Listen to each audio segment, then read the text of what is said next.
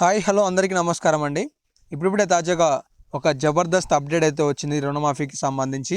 So రైతుల ఖాతాలలో రుణమాఫీ పైసలు కూడా జమ కాబోతున్నాయి.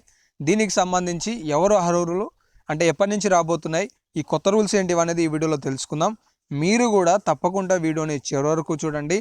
మర్చిపోకుండా మన ప్రతి ఒక్క వీడియోని కూడా లైక్ చేసి సపోర్ట్ తెలియజేయండి. అండ్ ఇలాంటి అప్డేట్స్ మిస్ కావద్దనుకుంటే సబ్స్క్రైబ్ చేసుకొని కూడా ఫాలో అవుతుండండి. ఇక లేట్ చేయకుండా తాజా అప్డేట్లోకి వచ్చేసినట్లయితే, నిన్న జరిగిన అసెంబ్లీ సమావేశంలో బట్టి విక్రమార్క గారు రైతు రుణమాఫీకి సంబంధించి ఒక హామీని అయితే ఇచ్చారనమాట. సో గత ప్రభుత్వం 1,00,000 రుణమాఫీలే చేయలేకపోయింది, కానీ ఈ ప్రభుత్వం 2,00,000 రుణమాఫీ చేయడానికి సిద్ధంగా ఉంది అని చెప్పడం జరిగింది. సో ఈ 2,00,000 రుణమాఫీకి సంబంధించి కూడా రాష్ట్ర సర్కార్ ఏం చెప్తుంది అంటే, మార్చ్ నెల మొదటి వారం నుండి రుణమాఫీ చేయడానికి సిద్ధంగా ఉన్నట్లు తెలపడం జరిగిందనమాట.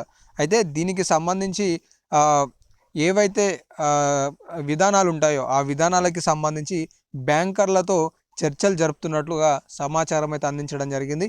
అయితే తెలంగాణ రాష్ట్రంలో 2,00,000 రుణమాఫీకి సంబంధించిన కొన్ని కొత్త రూల్స్ కనుక చూసుకున్నట్లయితే, మొదటిది డేట్, ఏ కట్ ఆఫ్ డేట్ ఉండొచ్చు అనేది చాలా మందిలలో క్వశ్చన్ మార్క్ ఉంది.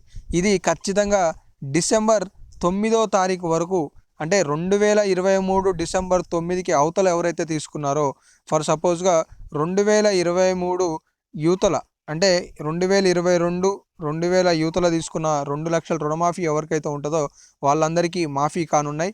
2023 డిసెంబర్ 9వ తారీఖు నాడు యువతల ఎవరైతే తీసుకున్నారో వారికి రుణమాఫీ కాకపోవచ్చు అనేది అయితే ఈ సందర్భంగా అర్థమవుతుందన్నమాట.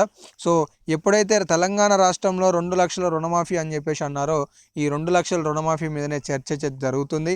తెలంగాణ రాష్ట్రంలో డిసెంబర్ 9 తర్వాత ఎవరైతే 9 యువతల అంతకంటే ముందే ఎవరైతే రుణమాఫీ తీసుకొని ఉంటారో వారికి పైసలు మాఫీ చేయడానికి రాష్ట్ర ప్రభుత్వం సిద్ధంగా ఉన్నట్టు తెలుస్తుంది. దీనికి సంబంధించిన బడ్జెట్ వివరాలలో రైతులకి దాదాపుగా 50,000 కోట్ల రూపాయలని రాష్ట్ర ప్రభుత్వం ఈ సందర్భంగా కేటాయించడం జరిగింది. అయితే రైతు బంధును కూడా రైతు భరోసాగా చేస్తామని చెప్పేసి ప్రకటించడం జరిగింది. ఇక ఖరీఫ్ సీజన్ నుండి రైతుల ఖాతాలలో 7,500 రూపాయలు జమ కాబోతున్నాయి. ఇవి కూడా 5 ఎకరాల లోపు ఉన్న వారికే పడే అవకాశాలు కూడా చాలా స్పష్టంగా అయితే అవుపిస్తున్నాయి. తాజాగా రైతు బంధుకి సంబంధించిన నూతన సమాచారం అయితే ఇది. మరెన్నో లేటెస్ట్ అప్డేట్లు మన ఛానల్ ద్వారా మిస్ కావద్దనుకుంటే సబ్స్క్రైబ్ చేసుకోండి.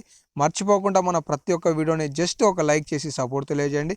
మీ తోటి మిత్రులకు కూడా వాట్సాప్లో షేర్ చేయండి. ధన్యవాదాలు.